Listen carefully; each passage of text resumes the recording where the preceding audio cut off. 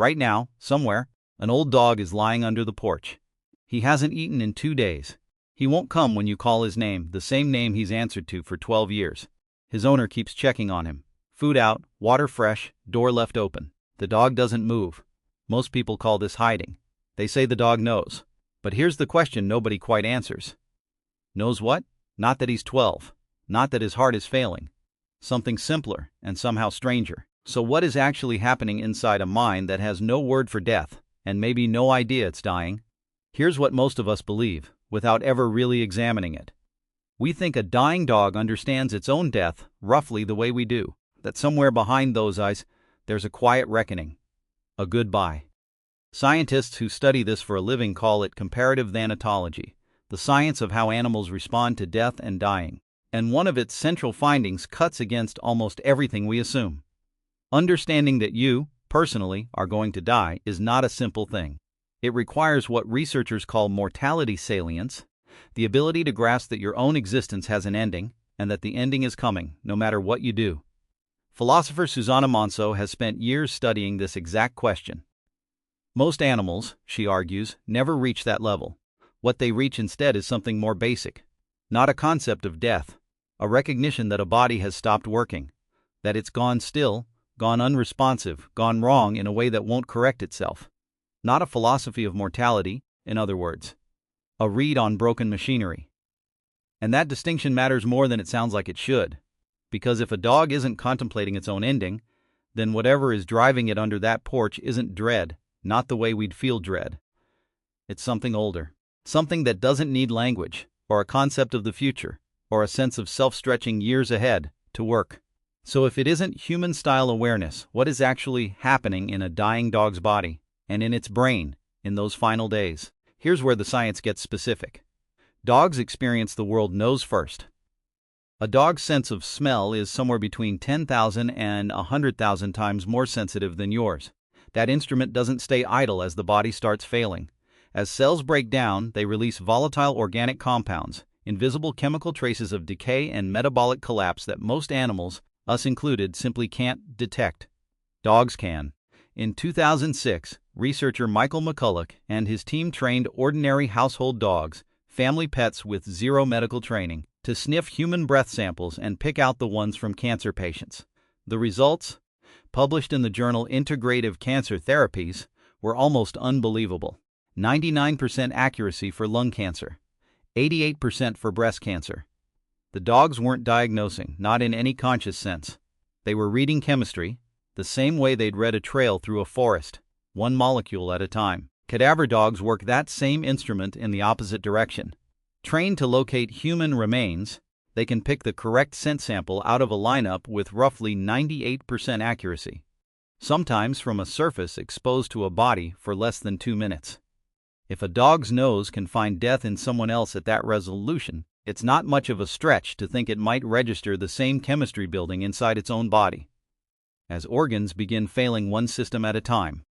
Then there's the older explanation, the one that doesn't come from a lab at all. Veterinarians point to wolves. In a wild pack, a sick or injured animal will often pull away from the group on its own, before anyone forces it to. Not despair, instinct. A weakened body is a target, and distance from the pack means distance from predators who'd notice the limp before anyone else does. Domestic dogs still carry that circuitry, buried under 10,000 years of sleeping on our furniture. Somewhere in there, the instinct to disappear when the body starts failing never quite got edited out. Here's what that means. The dog under the porch might not be thinking about death at all. It might just be running code that's far older than dogs themselves.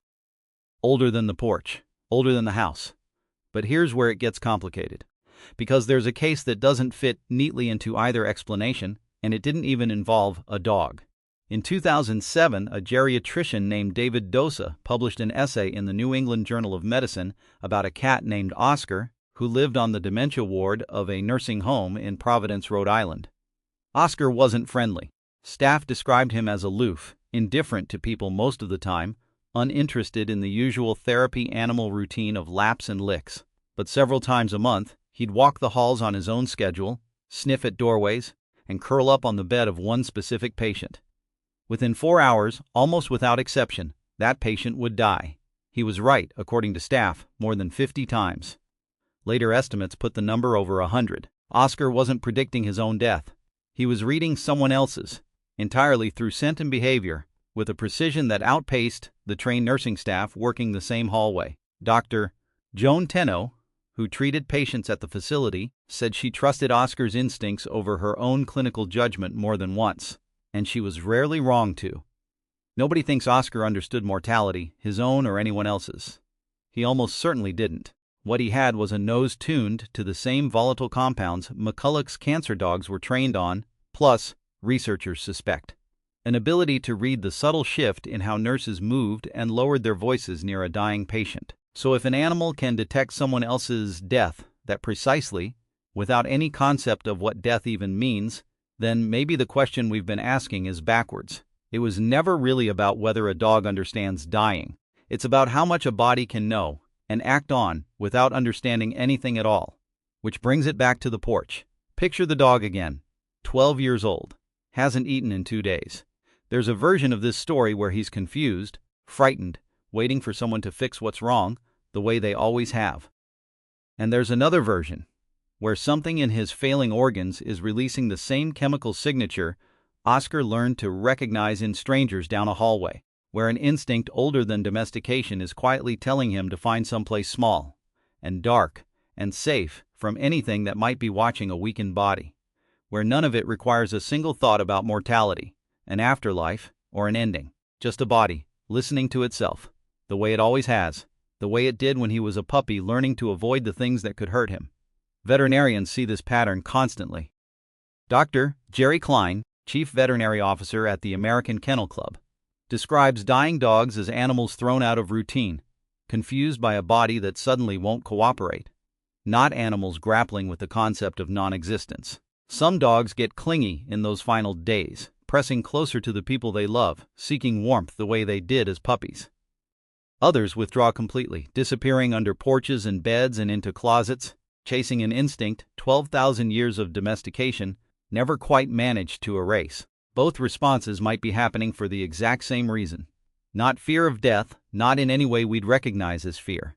Just a body doing what bodies have always done when something breaks. Retreat or seek comfort. Nothing more abstract than that, and nothing less real either. Anthropologist Barbara King has spent years documenting grief across species, from elephants down to chickens. She makes a similar point about animals watching a companion die. The behavior looks emotional because, in some real sense, it is, just not built from the same ideas we build our own grief from. Not memory of the future. Not fear of non-existence. Something closer to a body simply registering that the world has changed, permanently, and responding the only way it knows how. That might not be knowledge the way we usually define the word, but it isn't nothing either. So the real question was never really about dogs. It's about us. We're the only species, as far as anyone can tell, that turns death into a concept, that builds a lifetime of quiet dread around something that hasn't happened yet and might not happen for decades. We plan for it. We buy insurance against it. We lie awake at 3 a.m. doing math on it. A dog doesn't do that. A dog can't do that. Which means the animal under the porch might be experiencing something we've almost lost the ability to. Not a philosophy of ending. Just the present moment, fully uninterrupted by the fear of what's coming.